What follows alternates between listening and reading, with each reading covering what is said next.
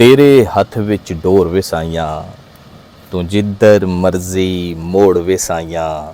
ਮੇਰਾ ਹਾਲੀ ਕਾਸਾ ਭਰ ਦੇ, ਨਹੀਂ ਤੇਰੇ ਹਜ਼ਾਨੇ ਥੋੜ ਵਿਸਾਈਆਂ।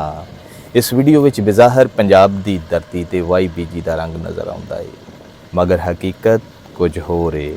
ਹਕੀਕਤ ਵਿੱਚ ਰਿਜ਼ਕ ਦੀ ਤਲਾਸ਼ ਦੀ ਦੌੜ ਹੈ। ਇਸ ਦੌੜ ਵਿੱਚ ਸ਼ਾਮਿਲ ਕਿਸਾਨ ਤੇ ਪੰਛੀ ਨੇ। ਪੰਜਾਬ ਦਾ ਕਿਸਾਨ ਖੇਤਾਂ ਵਿੱਚ ਟਰੈਕਟਰ ਚਲਾ ਕੇ ਜ਼ਮੀਨ ਨੂੰ ਇਸ ਕਾਬਲ ਬਣਾਉਂਦਾ ਪਿਆ ਹੈ ਕਿ ਪਹਿਲੀ ਇਸ ਕਾਬਲ ਹੋ ਜਾਏ ਕਿ ਮੂੰਜੀ ਲਾ ਕੇ ਰੋਜ਼ੀ ਰੋਟੀ ਦਾ ਸਬਬ ਪੈਦਾ ਕੀਤਾ ਜਾ ਸਕੇ। ਦੂਸਰੇ ਪਾਸੇ ਕਿਸਾਨ ਦੇ ਟਰੈਕਟਰ ਦੀਆਂ ਹੱਲਾਂ, ਚੱਲਦੇ ਟਰੈਕਟਰ ਪਿੱਛੇ ਉੱਡਦੇ ਬਗਲੇ, ਕਾਂ, ਚਿੜੀਆਂ, ਇੱਲਾਂ ਰਿਜ਼ਕ ਦੀ ਦੌੜ ਵਿੱਚ ਸ਼ਾਮਿਲ ਨੇ। ਪੰਛੀ ਹਲ ਚੱਲਣ ਤੋਂ ਬਾਅਦ ਜ਼ਮੀਨ 'ਚੋਂ ਨਿਕਲਣ ਵਾਲੇ ਕੀੜੇ ਮਕੌੜਿਆਂ ਨੂੰ ਆਪਣੀ ਖੁਰਾਕ ਦਾ ਹਿੱਸਾ ਬਣਾਉਣ ਦੀ ਦੌੜ ਵਿੱਚ ਲੱਗੇ ਹੋਏ ਨੇ।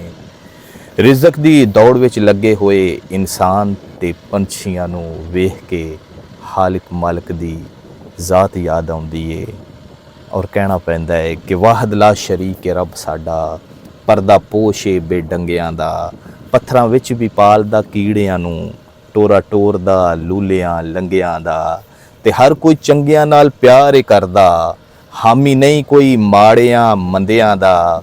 ਫਜ਼ਲ ਸ਼ਾਹ ਅਸਾਂ ਫਕੀਰਾਂ ਦੀ ਹੁੰਦੀ ਗੁਜ਼ਰ ਕਿਵੇਂ, ਜੇ ਰੱਬ ਹੁੰਦਾ ਸਿਰਫ ਚੰਗਿਆਂ ਦਾ, ਜੇ ਰੱਬ ਹੁੰਦਾ ਸਿਰਫ ਚੰਗਿਆਂ ਦਾ।